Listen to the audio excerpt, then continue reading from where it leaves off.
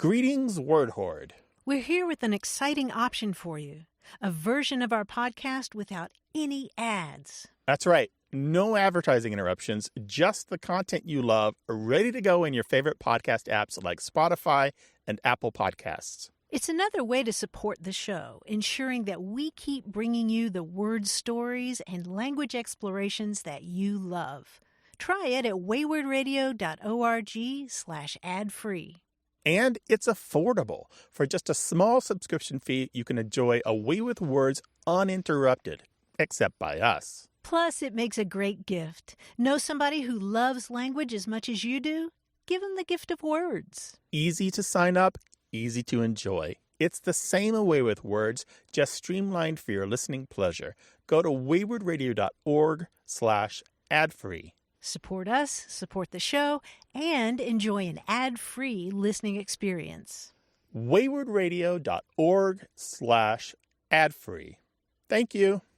You're listening to Away with Words, the show about language and how we use it. I'm Grant Barrett. And I'm Martha Barnett. In English, if we want to tell somebody to be alert, pay close attention, we might say keep your eyes peeled. Mm-hmm. But they have a great expression in Greece that they use that translates as your eyes 14. Your eyes 14? Yeah, tomatisas dekatessera. What does that which mean? I love. It's just like, I guess, more than two eyes. So like spider eyes, something like that. Yeah, Okay. the Greek mythical character Argus had 100 eyes Okay. all over his body, but tomatisas dekatessera. And you can hear the 14 in dekatessera. Yeah, It's decatessera. I was going to point that out. Oh, you were? Yeah, Very good. Yeah, Yeah. That's cool. Well, I dug into some modern Greek slang, and I really am enjoying it. For example, can you guess what the expression that literally translates as I ate a door means? I ate a door. This is what you'd say after a big meal, or in English we say you have a burrito baby or something like that, right? No, if you eat a door, you're being rejected. I ate a door, like a door slamming slamming you in in your the face. face. They close the door on you. Yeah. Force. Oh, okay. Yeah. And let me share one more with you that I really like that involves eating. This is if you've been looking all over for somebody for a long time. Mm-hmm.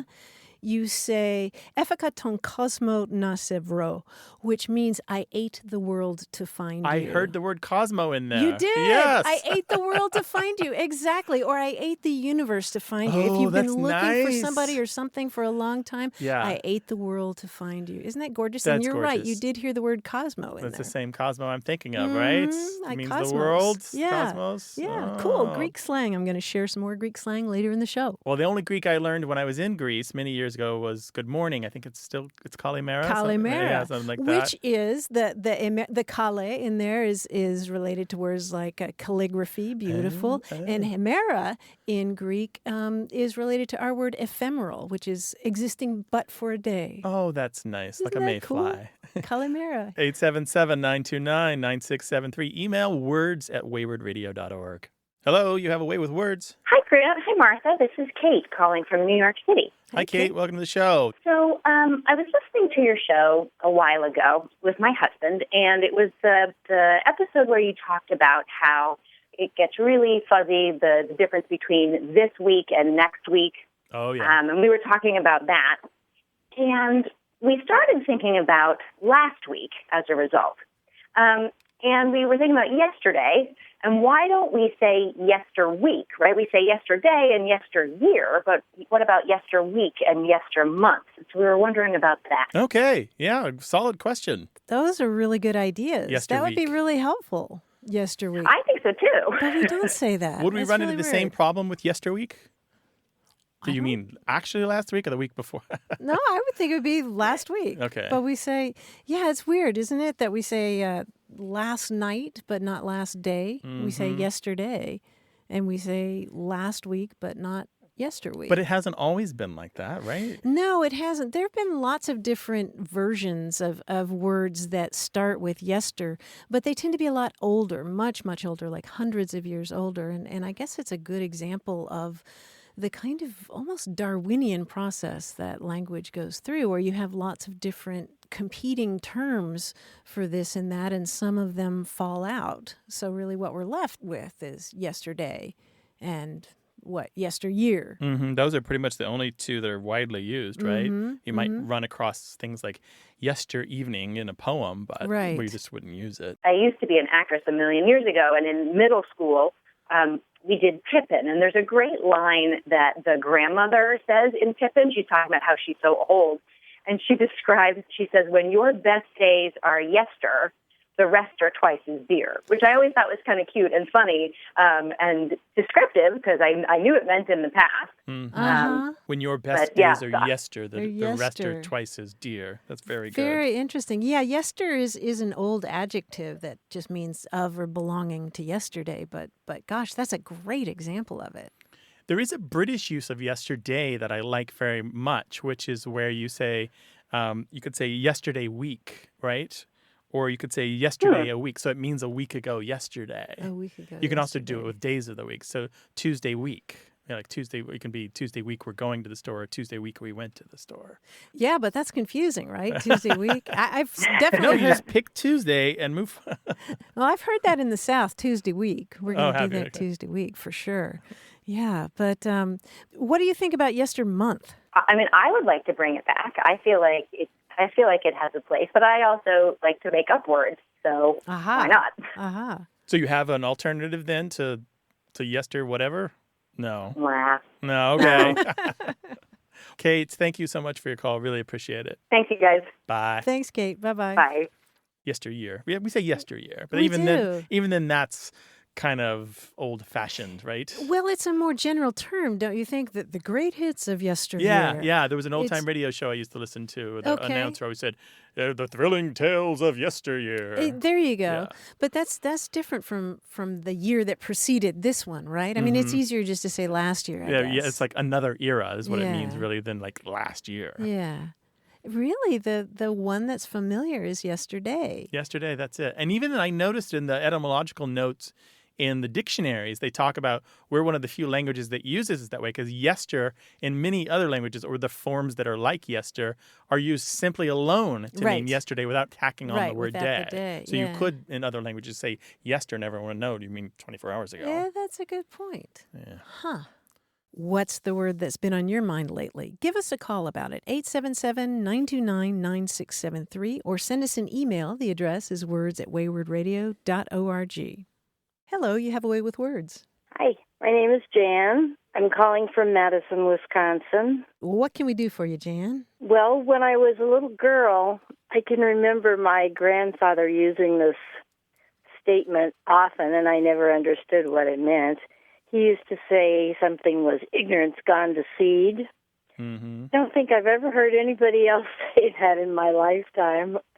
And I was just curious if that's something people say or if that was just his special little thing. Ignorance gone to seed. What did you understand that he meant by that? Nothing until I was much older. But something was really stupid. So something stupid happened and he would just say, oh, that's ignorance gone to seed? Yeah, usually about somebody that had done something. Oh. Right, so I have a theory on this. Now, gone to seed is an expression that exists in English, and a lot of people say that. And it means that something has kind of moved beyond the point of cultivation. Like if a yard goes to seed, it means you've stopped mowing it and all the grass has gone to seed and you've got these tall stems with seeds on them. And, it's the whole thing is a mess. There's no trimming. There's no clean edges, nothing like that. And if you're talking a person or a business or anything else that's gone to seed, it's kind of the same idea. The maintenance work just simply has not been done. However, ignorance gone to seed is really interesting because it makes it sound like, boy, that not only have they bloomed and fruited, but they've gone to seed. Like they are in the full flower of ignorance. Everything has happened. That plant is That's what robust. I took it to mean when I finally was able to figure something out. Yeah, it's a very vigorous kind of ignorance, I would imagine. Like the dandelion plant that gets away from you, with these... I think it's great now, though. Fibrous stems and these brittle leaves. So crazy. Yeah, ignorance gone wild. Huh? Ignorance gone wild. Ignorance. It's a good one. Jan, I recommend keeping that one. That's a good one. Hang on to. Yeah. Ignorance gone to seed. I like it. Thank you so much for your call. Really appreciate it. Okay. Thank you. Take care Thanks, Jan. now. Bye. Call us to talk about language. The number's 877-929-9673, or you can send an email to words@waywardradio.org.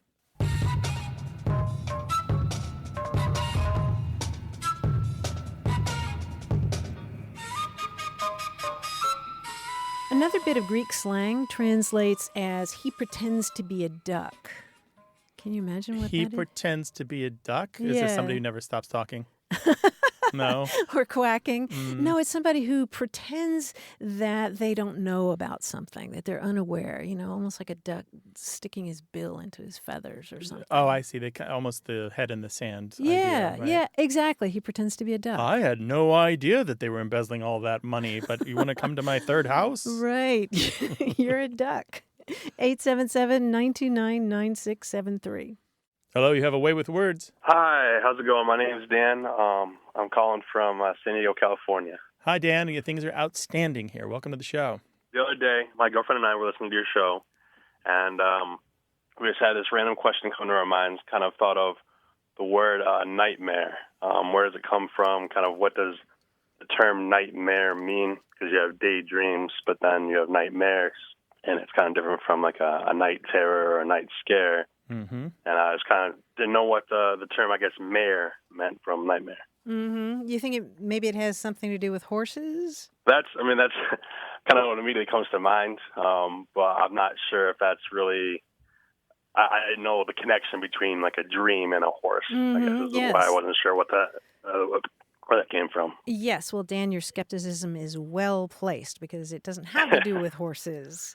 Right. There's a long tradition in folklore of imaginary demons or goblins coming and just sitting on your chest while you're sleeping.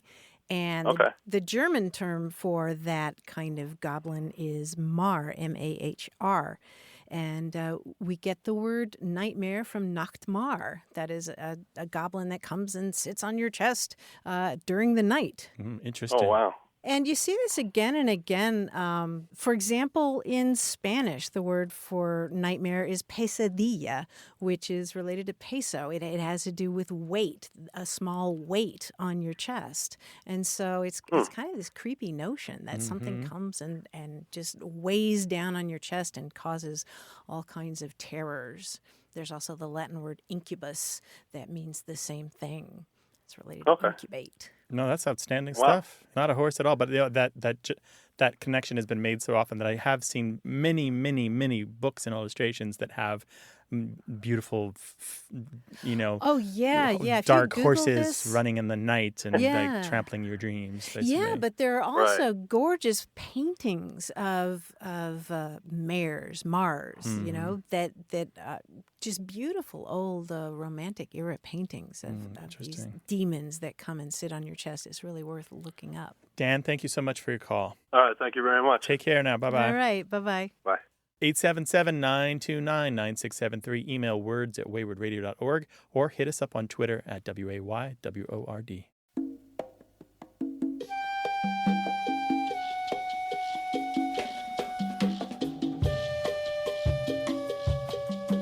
Another great bit of Greek slang is then iparchi, which literally means it doesn't exist, but you would use that expression to describe something that's really fantastic, like, oh my God, Lady Gaga's performance at the Super Bowl. It doesn't exist. Oh, it's so good. It's only impossible. Yeah. It's out of this world. There's nothing like it. But I love that idea of saying that something's great by saying it doesn't exist. It's kind of like when you say something is unbelievable. Yeah. Right? Yeah. And you're like, it's there and it's real, but you still call it unbelievable even though you can't believe it. Exactly.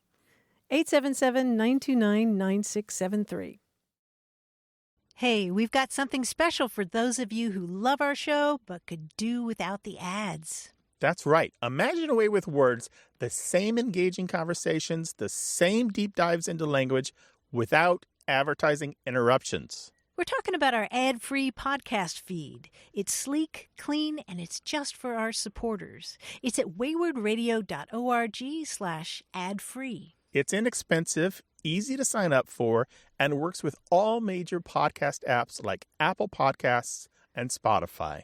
It's an affordable way to support the show and get a seamless listening experience. And if you're feeling generous, why not give a subscription to another Away with Words fan? That's waywardradio.org/ad-free. Sign up today. Your support means the world. waywardradio.org/ad-free. Thank you. You're listening to Away with Words, the show about language and how we use it. I'm Martha Barnett. And I'm Grant Barrett, and we're joined by our quiz guy direct from New York, John Chinesky. Hi, John. Hey, Grant. Hey, Martha. It's great to be back. What is up? It's time to take off, you hosers. Remember that a takeoff is what we call when I remove the first letter of a word, making another word. Okay. Got it? Yeah. Right. I'll give you a sentence that clues both words. For example, I might say, I'd like to try that ice cream, but you didn't give me enough. Now, the answer would be an ample sample. Now, they don't necessarily make a phrase like that. I just need you to give me both words. And often the words will rhyme, but not all the time. Okay. All right, here we go. Let's try. I'm taking a course at school to learn how to be a proper Irish girl. Class lass. Yes, class and lass. Let's try this one. I'm on a plane and spreading the idea of alternative facts all over the country. Flying, lying. Yes, flying, lying. I've got a report due very soon, so I'm running down to the office supply store to pick up my copies. Gosh, racing, acing, Pages. jogging. Ooh, pages. Pages, no. Paper, No. aper, caper. Arbon. Sprinting, printing. Sprinting, printing. Very good. I've found a book with very large pages, but it just seems to be a miscellaneous collection of things. Atlas class. I'm thinking about hodgepodge, but that's not right. Ooh. Oh, Folio, oleo. Yes, folio oleo. Nicely done. Speaking of reading material, the latest edition of my favorite magazine uses a kind of paper that's so thin you can almost see through it. onion skin, but Issue, tissue. oh, there we Yes, very good. Back in the day, you would be put to death for rustling cattle, but those laws have all been amended. Hanged and changed? Yes, Ooh, hanged and nice. changed. Very nice Tricky. pronunciation change, yeah. When I interview someone for a position at my company, I insist on a letter of recommendation, but that's just how I like to do it. My reference preference. Ooh, Yes, nice. very nicely done. As I climbed the ladder and rolled into my berth, my boyfriend headed to the dining car for a late meal. Mounted Climb the ladder. rose. Okay. What do Upper- you call that? Upper supper. Okay. Upper supper, yes. Way to go. Very nicely done, you guys. Very good on the takeoffs. Oh, is that all? Well, that's it for now. That was Martha a wants more good chances dozen. to shine. I appreciate that. But I'm going to take off myself right now. I'll see you later. Thanks, All John. Really right. appreciate it. Bye, guys. Bye. This is a show where we goof around with language, so call us about any aspect of it, 877-929-9673, or you can send your thoughts and email to words@waywardradio.org. Hello, you have a way with words. Hi, this is Mike Cook calling from Omaha, Nebraska. Hi, Mike. Welcome to the show. How can we help? Back in 1966-67, I was in the Marine Corps serving in Vietnam, and there are a lot of words and phrases that are unique to the Marine Corps. Probably most of them that can't be used in polite conversation. but the one that I was interested in when I got to Vietnam, there was a phrase that all the Marines were using was "give me a huss." I believe you'd probably spell it H-U-S-S. And it was basically it just meant give me a hand or help me with something. And I don't know if it's if that was unique to the Marine Corps or unique to Vietnam or just that time period, because when I came back to the world and started my civilian life, I worked with a lot of other veterans. That some were Vietnam veterans and some weren't, from different branches of the service, and they had no idea what "give me a huss" was. Oh, interesting. That's cool. Have you ever heard it as cut me a huss? I've heard it all kinds of ways. Either just huss, Got me a huss, yeah. There's a really strong theory on this in the book called Marines and Helicopters, 1962-1973. It's by William Fales, published in 1995. And he's got this particular section on the huss, H-U-S-S. But Right. what he explains here is that the huss comes from the nickname for a Sikorsky helicopter. Oh, really? Yeah, there was a model. I'm going to just summarize this. You can look up the book, Marines and Helicopters, published 1995, William Fales. There was a model of the helicopter that was launched in 1962 called the HUS, also known as the UH-34D. And the models changed over the years, and the model numbers changed over the years, but that first name, the HUS, stuck.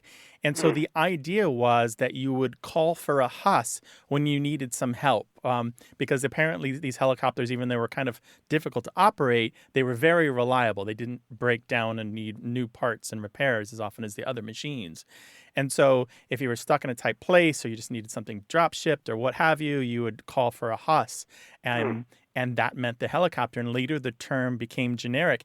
And he writes in here, using the old designation, which never did lose its popularity among Marines, and which was much easier to say over a radio, much easier to say than like the longer, initials and numbers, he would broadcast, "Give me a huss." That word huss has been incorporated in the vocabulary of Marines to indicate something good, something beneficial, a favor, Right. or a special set of circumstances that are pleasurable. He says it takes its place right there along with gung-ho and other words that we've gotten from the Marines. Well, that's interesting. I know we referred to Huey helicopters. Yeah. Mm-hmm. And then slicks were another type of a helicopter that we had.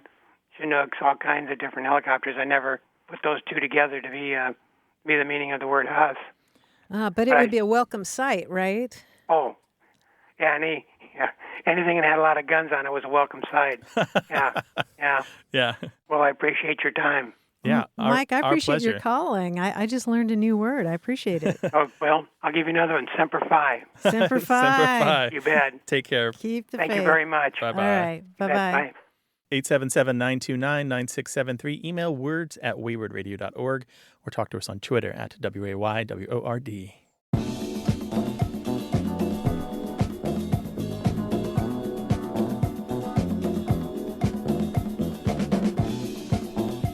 I was on the phone the other day with a producer of a podcast for Gimlet Media, and she told me that one of the things that bothers her about language, and we don't do peeves very often anymore, but is that some people believe that the word belligerent means drunk, and only drunk. What? Yeah.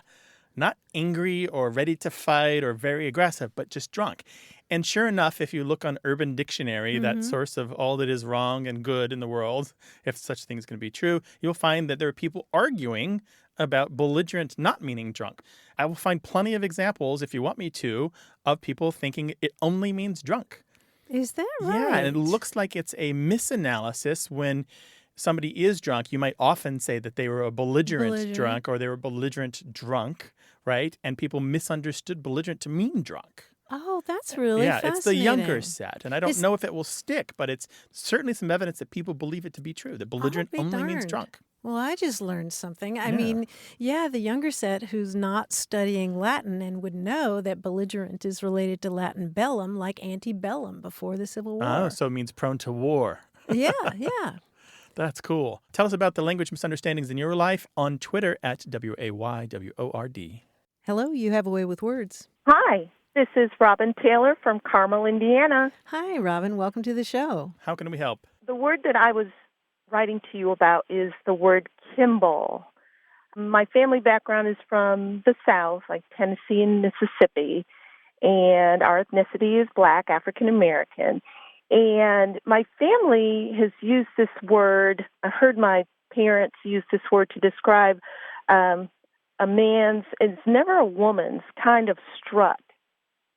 With a Kimball, or if someone is kimbling, or if he kimbled across the street, there's a lean of the torso slightly to the side, and one arm is casually thrown forwards and brought backwards, almost like a swim stroke. The stride has a cadence with perhaps one leg slightly bending in step with some kind of attitude. And I see examples of these strides in the cool dudes of the 70s. Personally, I see Kimbling in the gates of Denzel Washington or our wonderful former President Barack Obama, although theirs is less exaggerated than Kimball, to which my family referred. So my husband is white, and he's fascinated with this use of the word and asks all of our friends, have they heard of this term's use too? Sometimes to my embarrassment. But I was wondering, have you two ever heard any comment or have any comment on the use of this word for him and maybe to educate me? Kimble. So we're talking about Kimble, something like that? Yes. Mm-hmm. And Or Kimbling? Kimbling? Yes. And your husband is white and you're black? Yes. Wow, I know The Walk. I've seen those 1970s movies. I totally have. And as a matter of fact, I think you're right.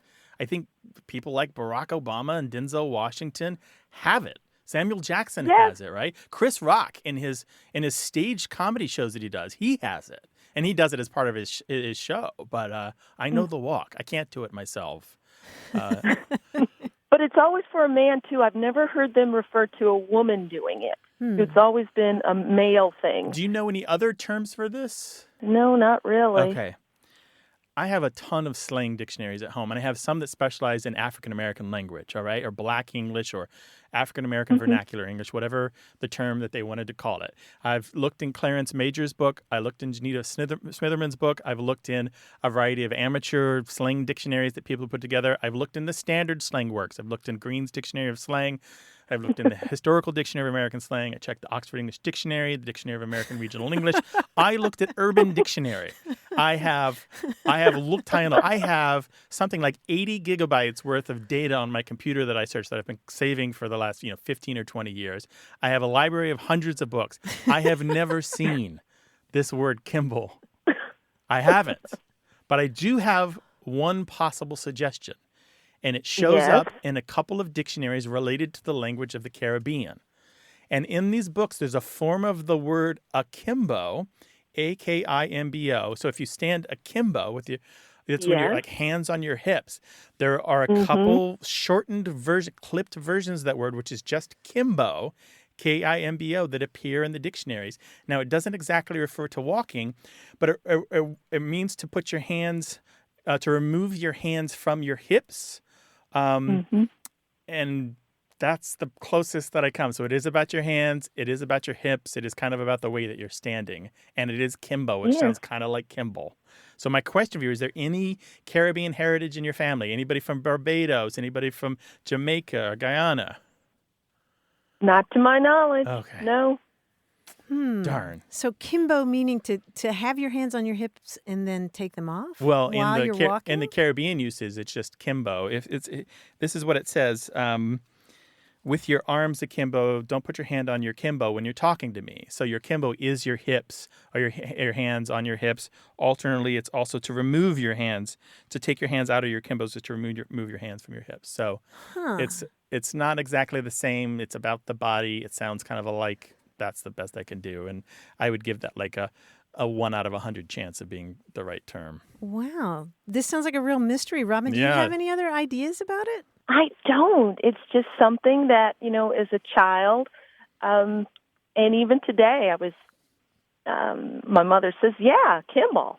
Kimball, it means, and she described it, the walk, and like you and I are thinking about these other famous people that we see strut like this, like a strut or swagger, I mean, you're walking with confidence, but you're also really cool.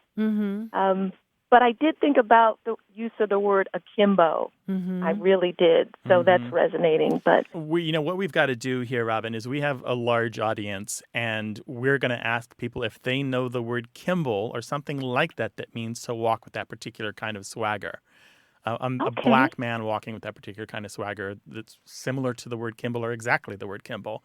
And if we get that, then we will all be delighted and we will share it with you, all right? We will all be delighted, yes. Yeah, we will will. Indeed. I like them. I like giving people answers. I really do, Robin. I think Martha loves it as well. But boy, I love a mystery too. Yeah. Oh, this is a good one. We'll let you know if we come up with anything, all right? Thank you. We love the show. Oh, yeah. Thank you. Bye-bye. Thanks a lot, Robin. All right. Bye-bye. Bye. All right, you got to help Robin out. 877-929-9673. Or email words@waywardradio.org or tell us about it on Twitter at WAYWORD.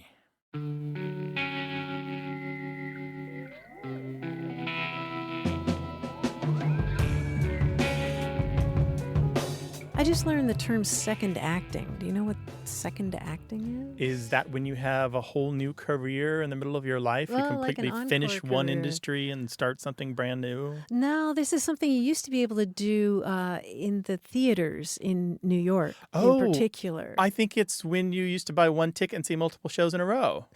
No. No? Oh. No, but it has to do with getting into a show in the second act. Oh, I see. You Yeah. would get in for half price or something to fill available seats? Well, no, you just sneak in. Oh, You 'cause find a copy of the playbill at intermission. You find a copy of the playbill and you walk in with a confident air like, oh, I know where I'm sitting. And just find an empty Yeah. seat. That's yeah. awesome. Apparently, second acting isn't done that much anymore in this security conscious age. But, Yeah. But that used to be called second acting. Oh, I thought for sure it was the theaters with multiple showings. When I was in New York in the early 90s, there was a theater in Grand Street in Chinatown where you could go and buy one ticket and basically sit there all day. And they would alternate American films and Hong Kong films, just one right after the other. And there was air conditioning. And Oh. so if you didn't have air conditioning for like a few bucks, you could watch some really terrible American movie followed by some really terrible Hong Kong movie, but you were cool.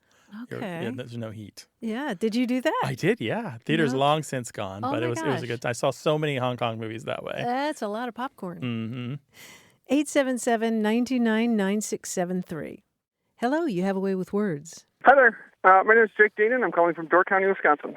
Hi, Jake. Welcome How you to doing? the show. What's up? I'm good. I was listening to the radio a little while ago, about 2 weeks ago, and they were talking about the Attorney General and Attorneys General, and I realized that they, obviously they put the S for the pluralization on the word attorney, Mm-hmm.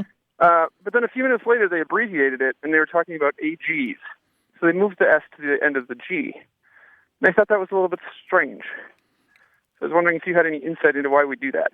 Attorney General is one of those words that can be pluralized either as Attorney Generals or Attorneys General.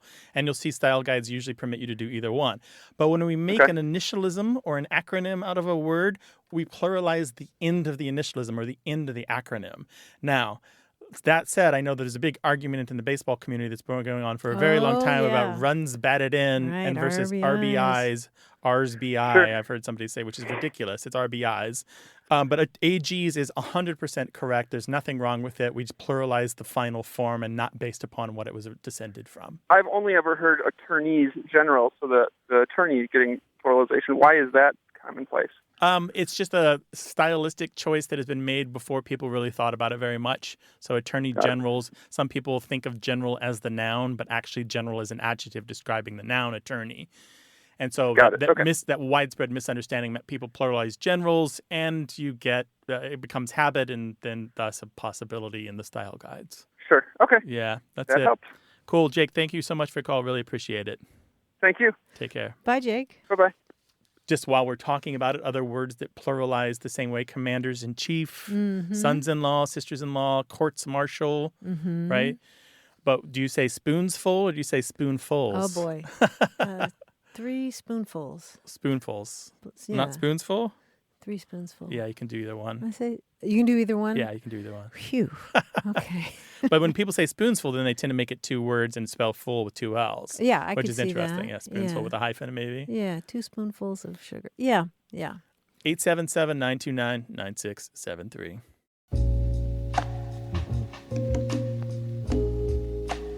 Why we say what we say. Stick around for more of A Way with Words.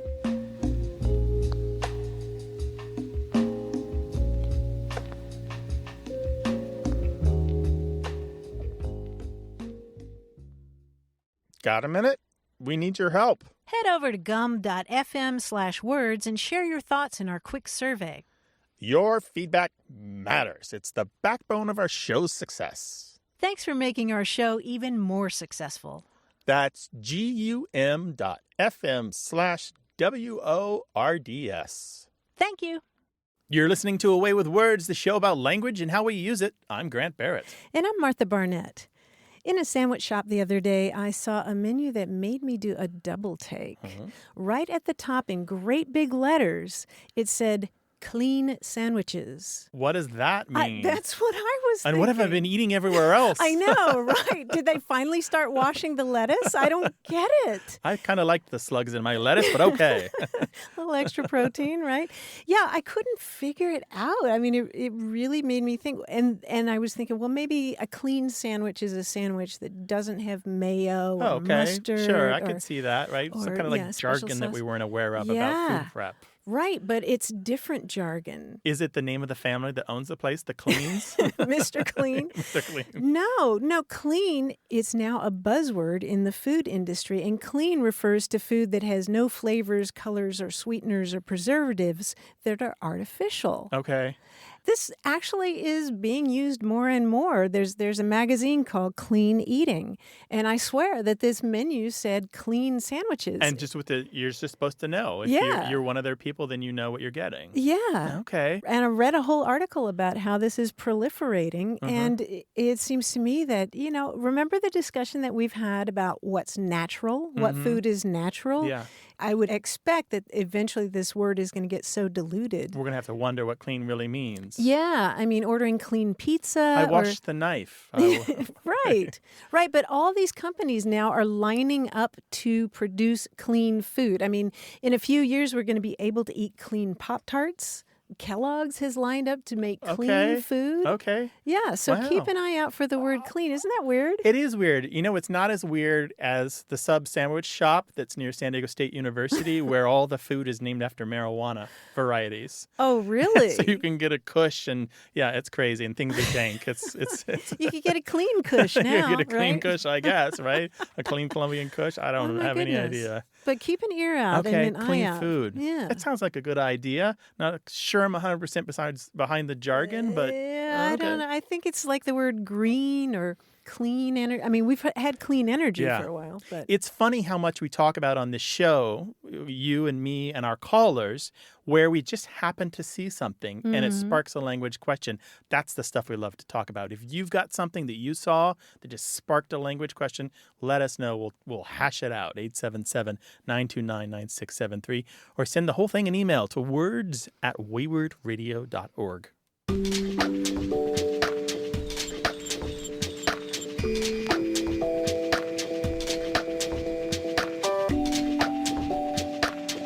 Grant, do you know what a Beijing bikini is? Yes, but I can't say it on the air. This is a thing that you see in Beijing when it's really, really hot. I've seen several articles about this.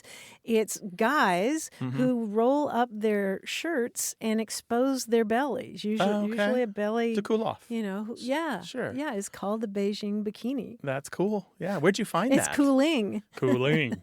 Well, there was a piece in the New York Times, and then from there I just started looking all over the internet, and there are all kinds of pictures and videos of the Beijing bikini. That's cool. 877-929-9673. Hello, welcome to Away with Words. Hi, how are you? This is Scott Eppelman. Hi, Scott. How you doing? Great. What can we help you with? I have a question about a term which I heard last summer. It's a term for the mayfly. I own a small share of some family property on Lake Pepin, which is the Mississippi River near Stockholm, Wisconsin.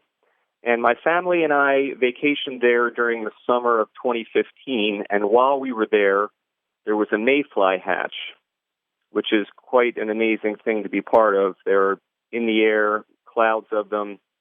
It's really quite amazing. They actually show up on local radar, and they appear as rain would. Wow. And my relatives, we spent some time with some cousins who were there, referred to the mayfly using a term I had never heard before or since, and it's scapalotch. And I was wondering if you had any history on that. And speaking to my cousins, they suspect that there could be a Native American connection.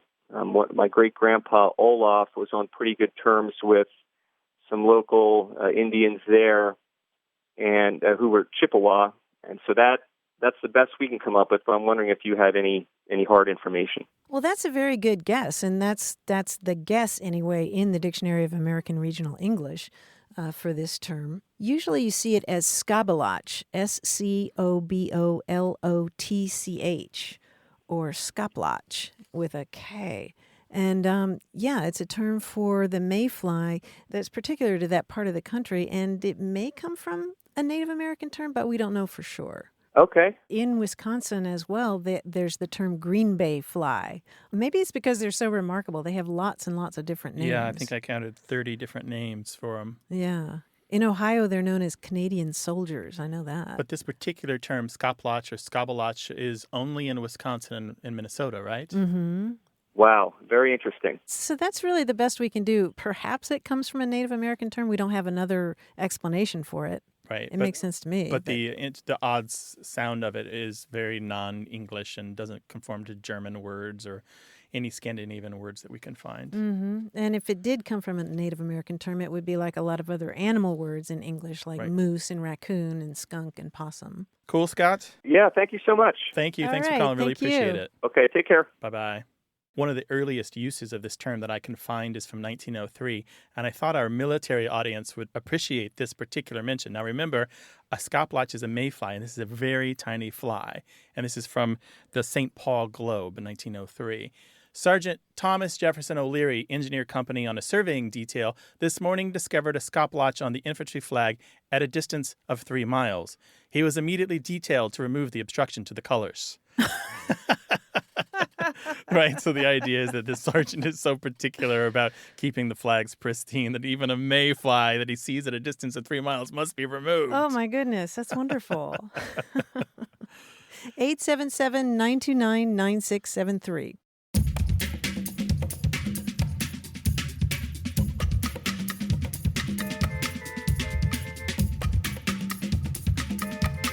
I learned this week that a flet is sort of the same thing as a dray. A flet, F-L-E-T, and a dray, D-R-A-Y. Flet is used in the Tolkien books to refer to a kind of treehouse-like structure up like a platform up a tree. Yep. And then a dray, I only know dray horse. What is dray in this context? D-R-A-Y or D-R-E-Y, particularly in Britain, is a squirrel's nest. But you're right, flet is another term for a squirrel's nest. A squirrel's nest. Okay, that would Yeah. explain the Tolkien. He does that yeah. all the time. His words always have some kind of root in the Nordic languages or the Anglo-Saxon languages, the Germanic languages. Yeah, exactly. Send us your thoughts about language to words@waywardradio.org. Hi, you have a way with words. Hi, this is Emma. I'm calling from New Orleans. Hi, Emma. Welcome to Emma. the show. What's up? So the other day, a friend and I were kind of discussing and singing a song at work. Came home and I was listening to it by myself, and I noticed this very subtle use of xylophone, and I wanted to text her about it. So when I went to write the word subtle, I started to type S-U-T-T-L-E. And then autocorrect kicked in, and then, of course, put the right spelling, S-U-B-T-L-E. And it made me think, oh, yeah, subtle has a B in it, which I always thought was a really funny word to have a silent letter because you could say that the B is very subtle in a way. Mm-hmm. But then I was also telling my mom the same story, and she said, yeah, I guess I would have spelled it S-U-D-D-L-E, which I found interesting. I guess I say subtle, and she says more subtle. But it got me thinking about the word. Why does it have this silent B? What are its origins? And if other languages speak it, do they say the B? Oh, this is really good because there's something curious that happened to English. Just the history of subtle is important. We got it from the French, and the French spelled it S-O-T-I-L at the time we borrowed it, and it has the same meaning. And they got it from Latin, where in Latin, it was spelled with the B, S-U-B-T-I-L-I-S, and with generally the same meaning. However, there was this period in, how should we put this, English language arts, where all of the finest minds decided that Latin was the best language, and any word that we had in English, which we knew to be derived from Latin, should look a little more like the Latin word that it came from. So they inserted the B in subtle.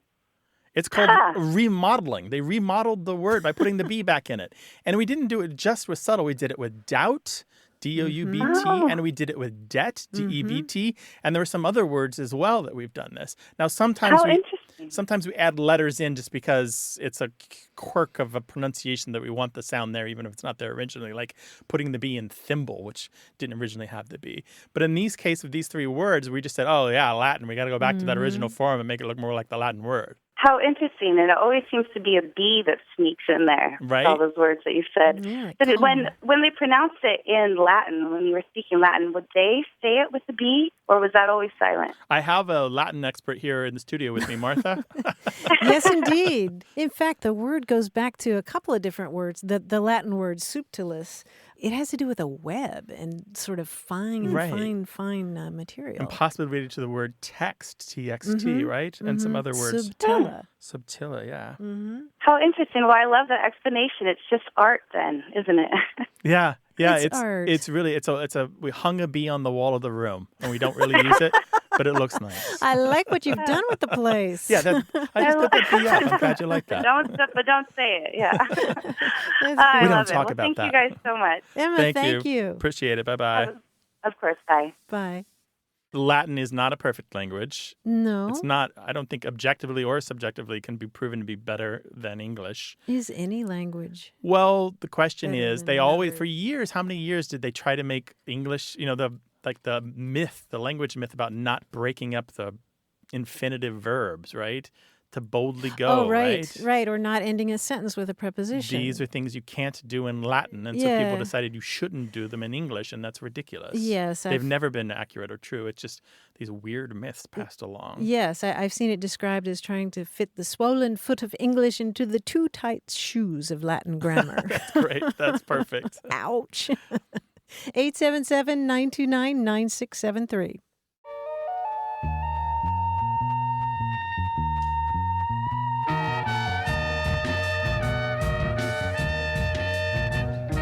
We were talking earlier about mayflies. There are so many words for mayfly.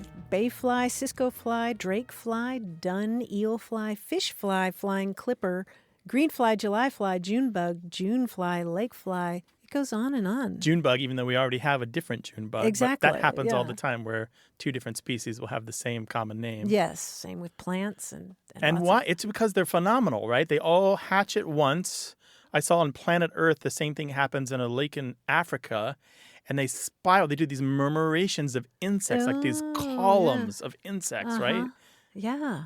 As they're born, they mate, and they die, and the fish have a frenzy. In the space of a day, In the right? space- Or yeah, something a like short that. amount of really time. quickly. We'd love to hear your thoughts about any aspect of language. You can call us at 877-929-9673 or send an email to words@waywordradio.org. Hello, you have a way with words. Hey, this is Wendell Holloway in Dallas. Hi, Wendell. How you doing? Great. How are you? All right. What's going on, Wendell? Well, so I'm new to your program. I started listening several months ago, and it got me thinking about this word that my friend Dan and I have been using for probably 20 years when we talk about money. And I'm wondering, did we make this up, or is this a real word? So the word is spondukage, and we actually spell it the way it sounds, spondukage. And I'm just trying to figure out, gosh, did we make that up? And if we did, maybe we need to do something with that. Or is this a word that's been floating around and we just sort of grabbed it years and years ago and used it? Spondukage, so you would spell that SPONDUCA something? Well, in our emails and texts, we use a K, but Okay. maybe we made up the spelling. I don't know. Spondukage, DUKAGE maybe at the end? That's right, Okay. yeah. And Wendell, how would you use it in a sentence? So it really started, I think, when we were over at the Stoneleigh thinking about having a beer, and Dan or I would say, hey, do you have any spondukage today? Let's go get a beer. And we had money, but we just sort of threw that term in there, as a way to get the conversation started about going and meeting and having a beer. Well, it sounds an awful lot like spondulix, which is a fairly well-known word for money.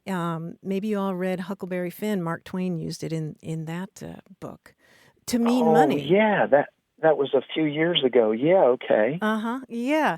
Usually you see it as spondulix or spondules or sponduli. Yeah, it has been around since at least the mid-19th century, 1840s or so.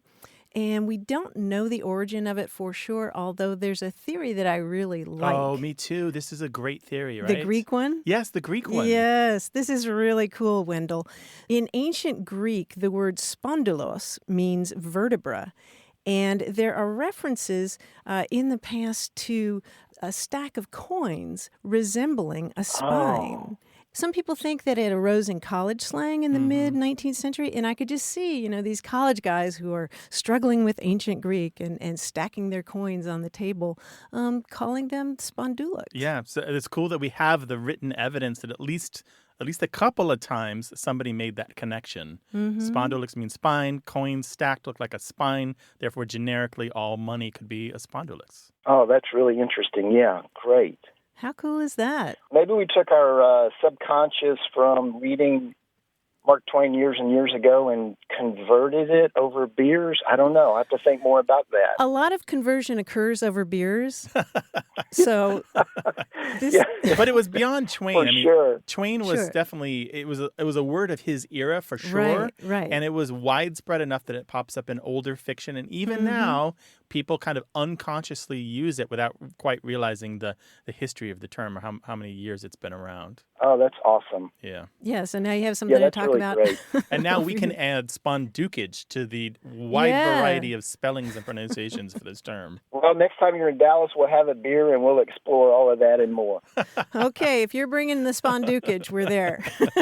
Okay. Thanks, All Wendell. right. For the first round. Okay, for the first round. Okay, thanks, Wendell. Bye-bye. Bye-bye. 877-929-9673. Email words@waywardradio.org.